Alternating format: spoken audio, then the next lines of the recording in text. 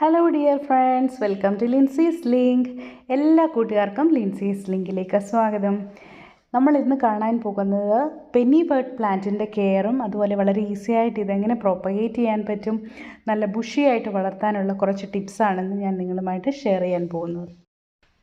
അപ്പോൾ നമ്മൾ വീഡിയോയിലേക്ക് പോകുന്നതിന് മുൻപ് ലിൻസീസ് ലിങ്കിലേക്ക് ആദ്യമായിട്ട് വരുന്ന കൂട്ടുകാർ ആരെങ്കിലും ഉണ്ടെങ്കിൽ ഇപ്പോൾ സബ്സ്ക്രൈബ് ചെയ്യാൻ മറക്കരുത്. സബ്സ്ക്രൈബ് ചെയ്യുന്നതിനോടൊപ്പം തന്നെ അതിൻ്റെ അടുത്തായിട്ടൊരു ബെൽ ബട്ടൺ ഉണ്ട്, അതിൽ ഓൾ എന്ന ഓപ്ഷൻ പ്രസ് ചെയ്താൽ ഞാൻ അപ്ഡേറ്റ് ചെയ്യുന്ന വീഡിയോസിൻ്റെ ഒക്കെ നോട്ടിഫിക്കേഷൻ നിങ്ങൾക്ക് കിട്ടുന്നതായിരിക്കും. അപ്പോൾ നമുക്ക് പെന്നിവേർട്ട് പ്ലാന്റ് കെയറിനെ പറ്റി നോക്കാം. ഈ പെന്നിവേർട്ട് പ്ലാന്റ് നല്ല ബുഷിയായിട്ട് വളരാൻ വേണ്ടിയിട്ട് നമുക്ക് കൊടുക്കാൻ പറ്റിയ ഫെർട്ടിലൈസറാണ് ആദ്യം പറയാൻ പോകുന്നത്. അതായത് NPK വളം ഒരു നുള്ള് നമ്മൾ ഒരു ഗ്ലാസ് വെള്ളത്തിലൊന്ന് കലക്കിയതിന് ശേഷം നമുക്ക് ഒരു ചട്ടിയിലേക്ക് ഒഴിച്ചു കൊടുക്കും.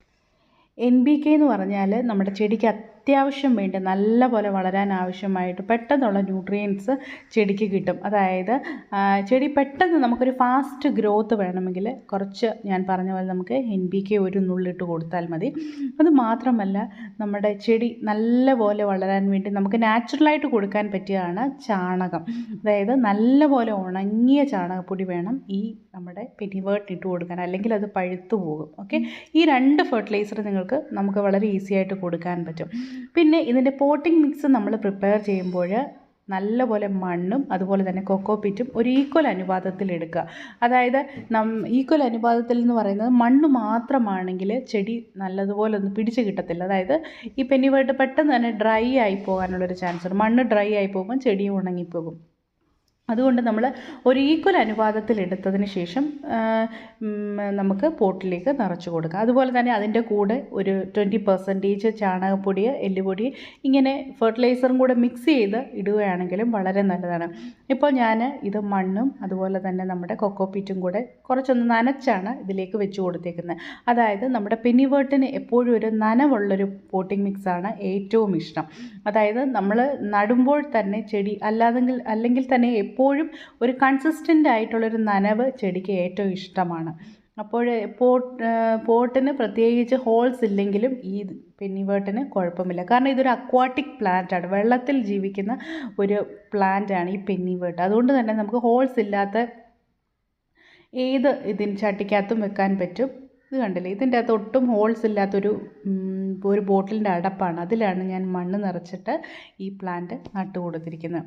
അതുപോലെ ഇത് നടാൻ വേണ്ടിയിട്ട് നമുക്ക് ഒരുപാട് തൈകളൊന്നും വേണ്ട, 1-2 തൈ നമുക്കിതേപോലെ ഒന്ന് കട്ട് ചെയ്തെടുത്താൽ മതി. അതായത് വേരുള്ള ഭാഗം നോക്കി ഒരു ചെറിയ സിസർ ഉപയോഗിച്ച് ഇതുപോലെ നമുക്ക് കട്ട് ചെയ്തെടുക്കാം. പിന്നെ കട്ട് ചെയ്തെടുത്തതിന് ശേഷം നമുക്ക് മണ്ണിലേക്ക് ഇറക്കി നട്ടുവെക്കാം. ഇത് ഒരു കാര്യമെന്ന് പറഞ്ഞാൽ നമ്മൾ NPK പോലുള്ള ഫെർട്ടിലൈസർ ഇട്ട് കൊടുക്കുകയാണെങ്കിൽ പെട്ടെന്ന് തന്നെ നമുക്കിതൊരു ബുഷിയാക്കി എടുക്കാൻ പറ്റും. പെട്ടെന്ന് നീളം വയ്ക്കുകയും വളരെ നല്ല രസമായിട്ട് ചെടി വളർന്നു വരുന്നത് നമുക്ക് കാണാൻ പറ്റും. പിന്നെ ഞാൻ പറഞ്ഞ പോലെ മണ്ണ് മാത്രമായിട്ട് നട്ടു വെക്കുകയാണെങ്കിൽ മണ്ണ് ഡ്രൈ ആയി പോകുന്നതനുസരിച്ച് ചെടിയും പെട്ടെന്ന് തന്നെ ഡ്രൈ ആയി പോകാനുള്ളൊരു ചാൻസ് ഉണ്ട്.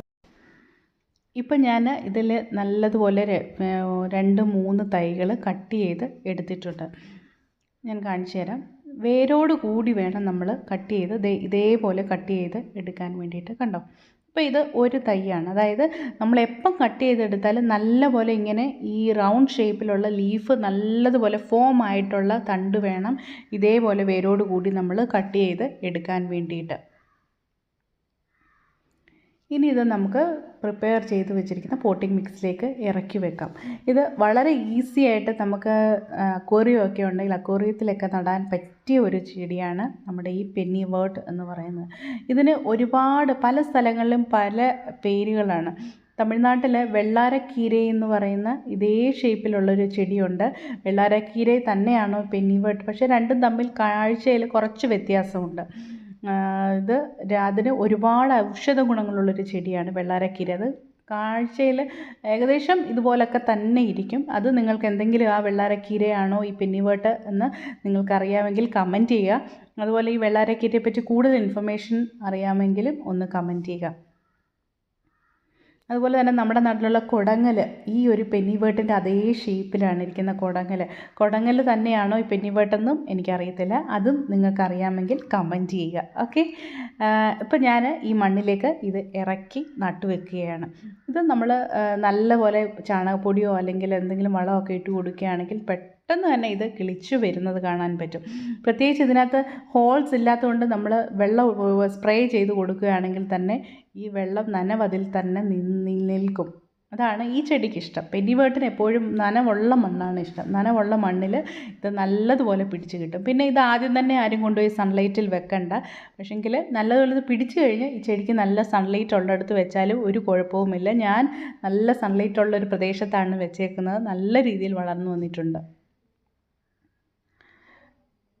വളരെ അട്രാക്റ്റീവായിട്ട് നമുക്ക് ഇൻഡോറിലും ഒരേപോലെ ഇൻഡോറിലും വെക്കാൻ പറ്റിയ ഒരു ചെടിയാണ് നമ്മുടെ ഈ പെന്നിവേർട്ട്. നിങ്ങൾ എങ്ങനെയാണ് പെന്നിവേർട്ട് നട്ട് ഇരിക്കുന്നത്, എങ്ങനെയാണ് വളർത്തുന്നതെന്നൊക്കെ ഒന്ന് കമൻറ്റ് ചെയ്യുക. പിന്നെ മാസത്തിൽ ഒരു 1-2 പ്രാവശ്യം ഫെർട്ടിലൈസ് ചെയ്യുന്നത് വളരെ നല്ലതാണ്. എസ്പെഷ്യലി ചാണകപ്പൊടിയോ എല്ലുപൊടിയോ ഒക്കെ ഇട്ട് കൊടുക്കുകയാണെങ്കിൽ ചെടി നല്ല രീതിയിൽ വളർന്ന് നല്ല ബുഷിയായിട്ട് വരുന്നത് കാണാൻ പറ്റും. ഈ ചെടി നമുക്ക് അട്രാക്റ്റീവായിട്ട് ഇൻഡോറിൽ വെക്കാൻ പറ്റും. അതിന് കുറച്ച് ആഴ്ചയിൽ 1-2 പ്രാവശ്യം നല്ല സൺലൈറ്റ് കിട്ടത്തക്ക രീതിയിൽ കൊണ്ടുവെക്കുക. അങ്ങനെ ഒക്കേഷണലി അകത്തും പുറത്തുമായിട്ട് മാറ്റി വെക്കുകയാണെങ്കിൽ നല്ല ഇതായിരിക്കും ഈ ചെടി പിടിച്ച് കിട്ടാൻ വേണ്ടിയിട്ട്. ഇത് കണ്ടില്ലേ, ഇതാണ് ഞാൻ എൻ്റെ പെന്നിവേർട്ട് പോട്ട് നല്ല തിക്കായിട്ട് നല്ല ബുഷിയായിട്ടാണ് നിൽക്കുന്നത്. കാണാൻ തന്നെ ഒത്തിരി ഭംഗിയാണ്.